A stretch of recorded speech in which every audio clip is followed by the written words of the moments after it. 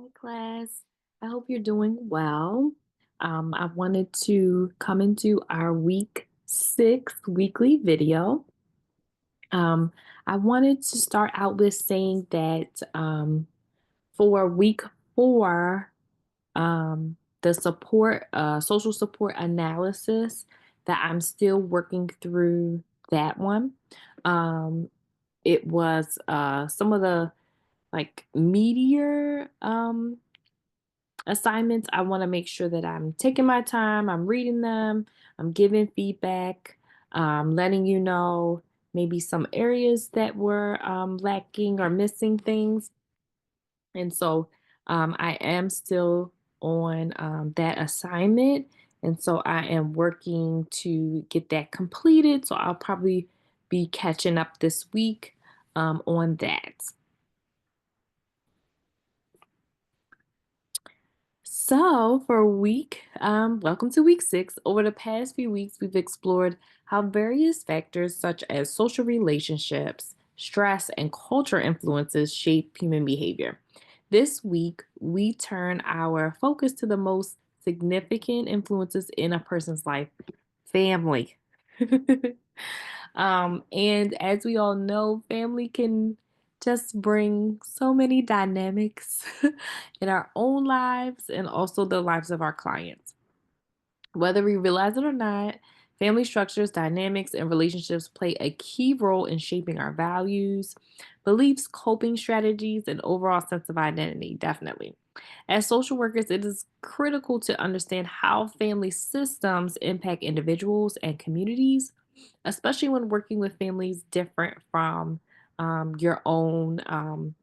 And I'll say, even though we talked about culture last week, that each individual family brings different things. So even though we may have families that belong to the same ethnic background, the same culture, the same religion, that does not mean that they are the same, right? Of course, for the licensure exam, they kind of have to generalize, but honestly, each individual family is different. As you know, uh, you can see it within your own nuclear family and then your extended family. You can see how things are different, but then you can also see those generational patterns and things that are happening. For example, my family has been dealing with a loss, and in the Black community, um, funerals and death bring out the worst in people. I'm not saying it doesn't happen in other cultures too. I just am speaking on my, experience. Um, and it just brings out the worst in people. And it really honestly, because for my family, this is our fourth loss on my mom's side, the fourth loss in the past 2 years. The dynamics are so dramatic and juicy and also disappointing. And so many things are coming up, honestly. Just when you tap into your family history and you kind of see things that you didn't know as you grow older, you're finding out things and, secrets and skeletons. Like when my grandmother passed away, I found out so many things. And it did shape me and how I'm thinking about what's going on with me. Even my relationship with my mom brought out a lot of things, to process. And so when events happen in families' lives, right? It can impact the stability of the family. It can really unstabilize, right? If they're stable, it can really create a lot of crises, right? And so those are things that are when you should be thinking about in terms of the influence of family on human behavior.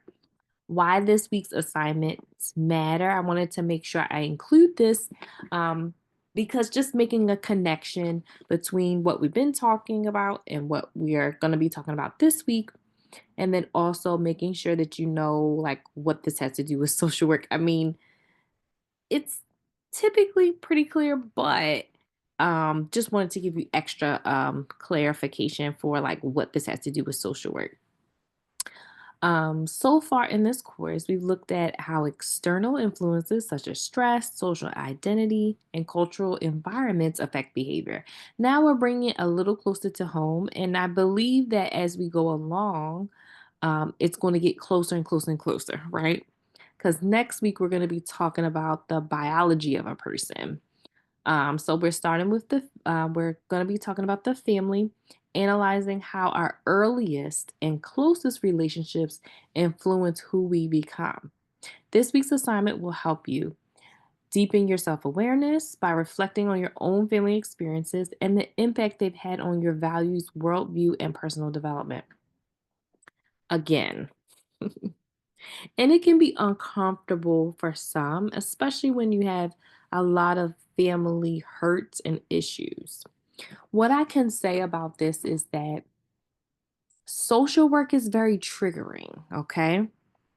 So, the reason why we make sure that you are reflecting, I shared a little bit last week about self reflection. But it's going to get deeper and deeper and deeper. And I know when I was a student, I was like so irritated. I'm like, why do I have to do this on myself? Like I had to do a biopsychosocial on myself. um, but you have to, right? You have to push yourself. Sometimes it's uncomfortable because if you have not dealt with your own family issues or your personal issues, and then you're asked, during an assignment to reflect on it, it can be a little difficult. Um, but it is meant to make you aware of things. If you are feeling or having any type of emotional reaction to which you feel is impacting your functioning, like it's just like, oh, since I did that assignment, I'm really struggling on like what I talked about, definitely reach out to me. And I'll just be honest. Um, when I did my MSW, it was very different than my BSW. I feel like with my bachelor's, I did assignments like that. But for some reason in the master's program, now I'm about to be in the workforce. And it just really brought up things that I had not addressed.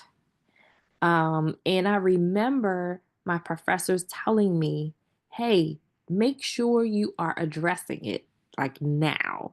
Because when you get clients, right, and some of you are already working in the field and can probably relate, but when you get clients, they're going to trigger you, not on purpose, but when you have things that are not addressed, it's going to come up. And it's actually a little bit concerning, right? Because you don't want to impact your client from your stuff, right? And so, and you don't want to be like highly triggered 24/7, right? So it's just imperative to make sure you're taking care of yourself. You have to take care of yourself. I'm not saying that the assignments are meant to trigger you, but what I am saying is that you and your family, when we're writing these assignments, we don't know what you have gone through, right? We don't know your experiences. We're trying to make it real to you so that you understand before you work with clients. But it can trigger. And so I'm just letting you know that I want you to take care of yourself. I I'm not saying go and see a therapist, but I'm just saying that most therapists and social workers have a therapist because you want to make sure that you're always keeping yourself grounded in check, making sure you're not impacting your client, making sure that your responses and that how you view the client is not through your own kind of triggering things, right? That you're not projecting on the client, all of those things. So I just want you to be aware that as we are asking you to look at your own family, that that self-reflection can be a good thing or it can not be uncomfortable. And so I'm just letting you know ahead of time about that, right? That it's going to get deeper and deeper and deeper. It's not really going to get more surface at this point. It's also This week's assignments are also meant to enhance your analytical skills, and we've been working on that, right? And so, um, as I grade your discussions and things like that, I am giving you feedback, right? Because applying theoretical perspectives is a skill. Okay. Critically analyzing is a skill, because you can have all the ideas that are good, right? But then when you write them down, sometimes when I'm reading them, and I'm not saying that this is happening all the time or it's you, I'm just saying that in general, as you develop your skills, some people are good with the mind to the paper. And then some people need a little bit more help, right? And so I want to make sure things are concise. So when you're applying theoretical perspectives, the simplest way is to see what are the parts of the theory that you want to focus on, right? There are so many parts of theories. Typically, they have so many definitions, so many tenets. You want to start with the main one, right? What's the main tenet? And then see where else you can apply, right? Tell me what it is in the theory first, then demonstrate that term or that concept with whatever we're asking you to do. Heidi's case, we've been talking about Heidi for a while. Um, and so that's how you're going to apply because that's clear to me. Then it's clear, right? Versus you summarizing um, the case and then I have to make the connection automatically. Now, I know what you're saying, right? Because I'm a social worker. So I know what you're trying to say. But I can't let you I can't just be like, "Well, I know what they're trying to say," right? Because writing and communicating and getting your point across is very important in social work. And so I want to make sure that no matter who reads it, it's clear, right? What you're trying to say, what connections you're making. And so I'm going to continue, since I learned that this is your first like full class um, with all the workload requirements. Um, and just it's just a foundational course in general. I'm going to be assisting you. I want you to see me as someone that is passionate and cares about your skills, because sometimes professors may not put a lot of love and things into it. But I want you to know that I'm putting it in there, right? Because I want you to be better. And I'm always looking to push you to the next level. If at this point, at a 600 level course, I don't know if this is your second course in your sequence. At this point, if you were getting 20s out of 20s, 40s out of 40s, it's like, why are you in school, right? If you're not, you know, learning something. So I want to make sure you're learning something, but I also don't want you to be feeling concerned about the fact that you aren't getting a hundred. So getting a hundred, you can do it, but it just may take a little time for you to adjust to how to speak the language. Even if you're doing the work, the language takes a little time to catch up, right? Um, Sometimes we use colloquialisms, like this relationship is toxic. Okay, that's that's like a social media term kind of, or you know what I mean? So that's just an example. And so I'm going to be working with you and that language is going to develop. You're not going to have all the language this class. And I'm not looking for you to have all the language. But even if you're plainly telling me how they connect, that's what I'm looking for. Connecting theory to practice, learning how to assess family influences in ways that will prepare you for real world social work practice. Understanding family dynamics is crucial because as social workers, we will often work with clients whose challenges stem from intergenerational patterns. I just talked about that, family conflict, or cultural expectations. And this week's assignments will help you build the skills to assess and intervene effectively at different levels of social work practice. So, module overview, we're going to be talking about family. We talked about that already. Diversity of family structures, challenges faced by contemporary families, and just talking about how relationships evolve over time. We're still on Heidi and the documentary, which I don't know if you find that good, but at least you don't have to like adjust to new scenarios every week. So I think to me it's just a good thing. By the end of this module, you will be able to explain how theoretical perspectives help social workers understand family life and provide avenues for positive change, identify competencies social workers need when working with families from structures and cultures different from their own, so important.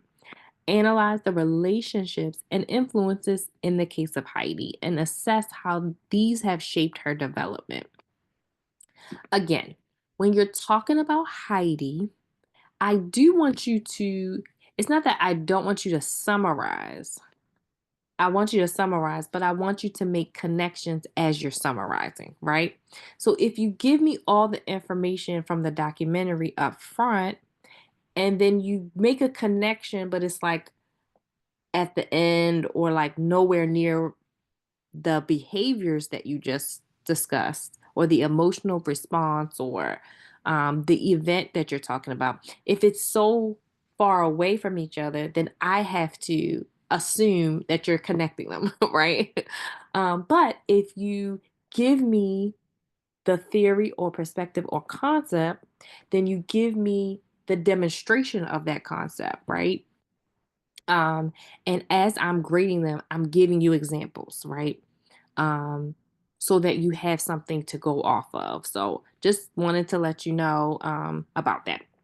This week, you will complete the following activities. You know, you have your readings every week, your presentations. Again, if you're having issues with VoiceThread, um, reach out to Idea Team. I think we are good. I feel like there was a lot of issues in the beginning, but I feel like they have subsided a little bit. But you can CC me still, so I know if there's an issue. But hopefully, the idea team will be able to resolve it. We're going to have discussion, one discussion, and then one activity this week. So a little bit lighter than last week. I know last week was a little heavy. Let's talk about the activity 6.2, recognizing the influences of others. I wanted to just give you some, just talk through it a little bit. So, one of the most important assignments this week is 6.2. Um, in the first part of the assignment is the self reflection. That's what I talked about a little bit heavy because it is in the assignment. You're going to reflect on the influences that have shaped your own identity. Think about your family, peer groups, workplace, community, and culture. Consider how these factors impacted your values, beliefs, and sense of self or your identity. This exercise will help you develop greater self awareness, which is an essential skill, which we already went through. The second part is applying um, it to Heidi's story. So the second part of the assignment shifts from personal reflection to professional analysis. You will analyze Heidi's life influences by selecting three key social forces that shaped her development. This could include her adoptive family, her biological family, or the cultural community she's navigated. But here's the key: you must analyze her experience through the lens of a specific theoretical perspective, right? Applying that theory. So, for example, with attachment theory, how did Heidi's early separation from her biological mother and her relationship with her adoptive mother influence her ability to form secure relationships? Good question, right? Family systems theory.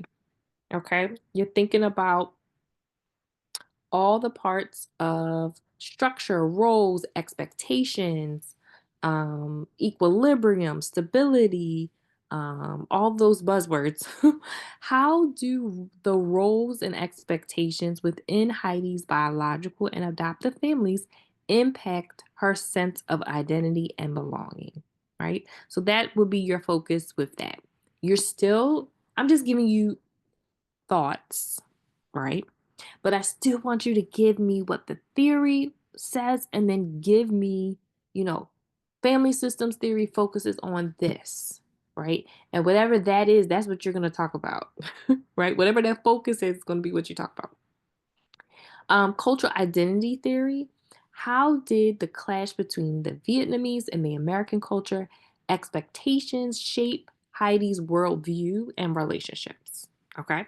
So these are just examples, um, and just digging deeper. I'm going to make sure that when I post the announcement, you have that information.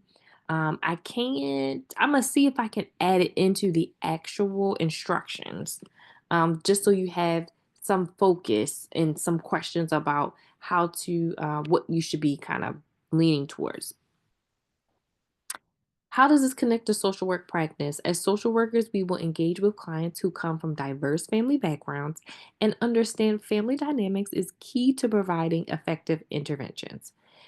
This assignment prepares you for real world practice by helping you develop assessment skills, learning how to evaluate family influences and identify challenges, cultural competence, recognizing how family structures and traditions differ across cultures and communities, and intervention strategies, understanding which theoretical approach can be used to support clients dealing with family related stress and identity issues.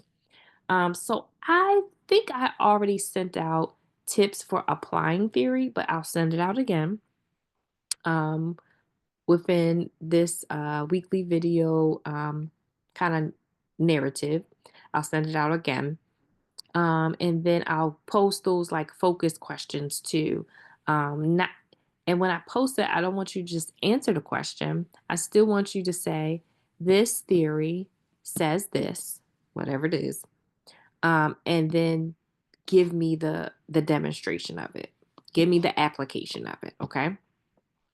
The ability to assess family influences is crucial to social work, whether you're working with children in foster care, supporting individuals with their recovery from trauma, or advocating for policies that strengthen families in underserved communities.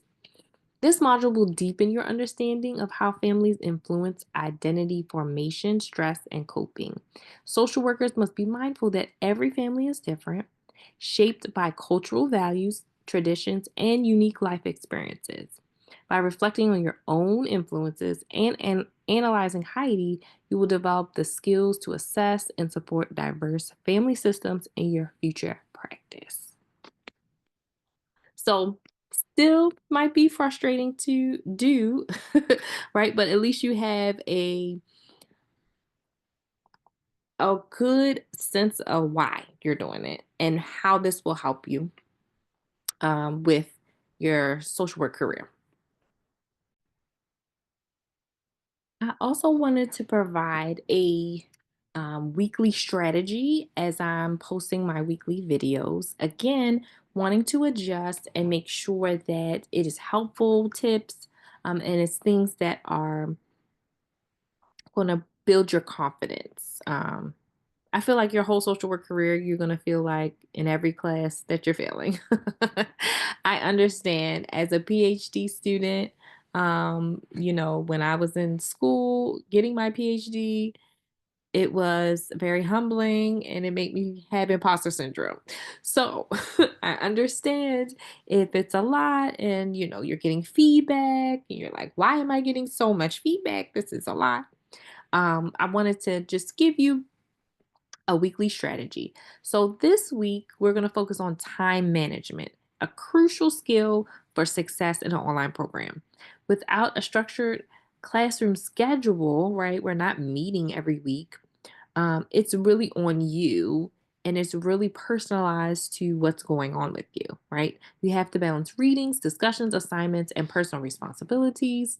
You're in school, you're at internship, possibly, or you may not be at internship yet, but you have a lot on your plate. So you want to, so what I would say is everybody is different. So I'm going to give you some strategies, um, but everybody is different. We have people that procrastinate. We have people that are extra, extra like type A planning, right? And then we have people that just go with the flow. So with an online program, you really have to find your rhythm. So this is about to be week 6. And so the rhythm may or may not, you may or may not like it or feel comfortable yet.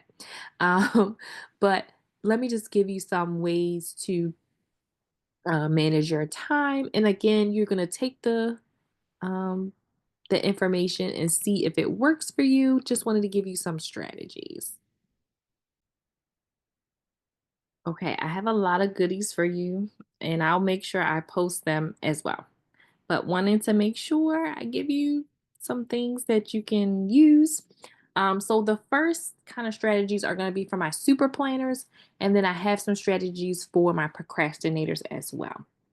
Um, for my super planners, create a weekly schedule.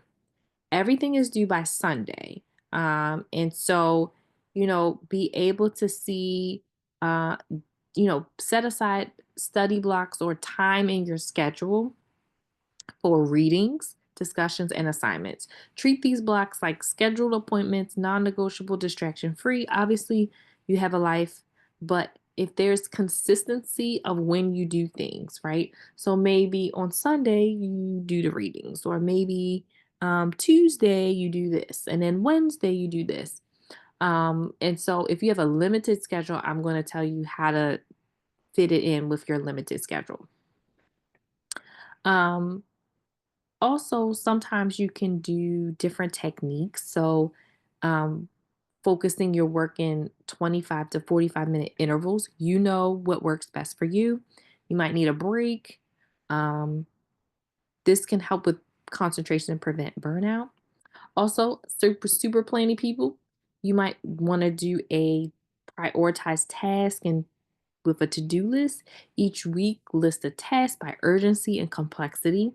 Break larger tasks up. So you know yourself, which assignments take longer for you, right? And break them up into smaller steps, making them more manageable so you're not as overwhelmed. Even if you have limited time, log in daily to just make sure you're staying connected and spread it out. Can prevent last minute stress. Minimize your distractions if that is working for you or if you can. Um, and then plan ahead for big assignments. With VoiceThread, I'm not sure if that's a mobile thing, like you can listen to it or review it on the go. But I would say I know that I can get Blackboard on my phone because I've been sending out announcements. So if VoiceThread is something that you're able to do on your iPad or your tablet, take it with you and do things as you're out so that it's not so dedicated of, okay, I gotta do this for 3 hours, right? You're kind of spreading it out. Plan ahead for big assignments, um, and make sure you are, keeping up with the work. Most people are doing really well. Okay, procrastinators. Let me give you some strategies. Particular ways to not overcome the procrastination, but fit in the course with your procrastination. You could use the 2-minute rule. If a task takes less than 2 minutes, do it right away, right? For instance, logging in to check in on your discussions. If it's a bigger task, commit to working on it for just 2 minutes. Often starting is the hardest part. And so once you begin, you can pick it up later. Just think something to try. Here's another method, a 5 4 3 2 1 method, When you feel the urge to delay, count from 5 to 1 and then take immediate action, trying to get you to do the task and spread it out. Because honestly, if you're doing all of this on a Sunday or even on a Saturday, it would be very overwhelming. So try to spread it out. Again, set many deadlines, right? So by Tuesday, I'm going to do this. By Thursday, I'm going to do this. By Saturday, I'm going to do this, right? Because the course does not do it for you because it just says Sunday. Turn everything on Sunday. Replace I have to with I choose to, so I can stay on track. I choose to do this assignment so I can stay on track. You might need an accountability partner just to check in to make sure that you are keeping to, not doing everything at once. You might need to set a timer, right? Do short periods of time. Do it while it's on the go. If you know what your assignment is, jot down some thoughts about it while you're out. And those are just my little tips for this week. Thank you so much for really making sure that you're communicating with me, letting me know what's going on. Um, and like I said, I am grading as I go. And so right now I'm on that activity in week 4. And hopefully by the end of the week, I'll have week 5 updated as well. But just the lengthier assignments, I just want to make sure I'm taking my time and giving you feedback, and giving you examples of how to reword things, so that it's super clear about, how to enhance your analyzing skills. Well, welcome to week 4. I mean, I said week 4. Welcome to week 6. And I look forward to what week 6 brings, and your discussion posts. I know last week tried to put my replies in by Friday for those that had already posted. So you can look for that as well. So by Friday, if you posted earlier in the week, then I would have given you some type of comment. It's going to be like, hey, have you thought about this? Or, ask you a question about what you said, those types of things. Nothing heavy, just light questions. Um, and I'm not grading you on if you respond. I'm just putting my little discussion comments on your post to let you know I read it. I'm not gonna grade till later, but I've read it. And let me know if you're still having any issues. But I'm hoping that the load feels lighter, even though it's not necessarily lighter, but it feels a little bit more comfortable.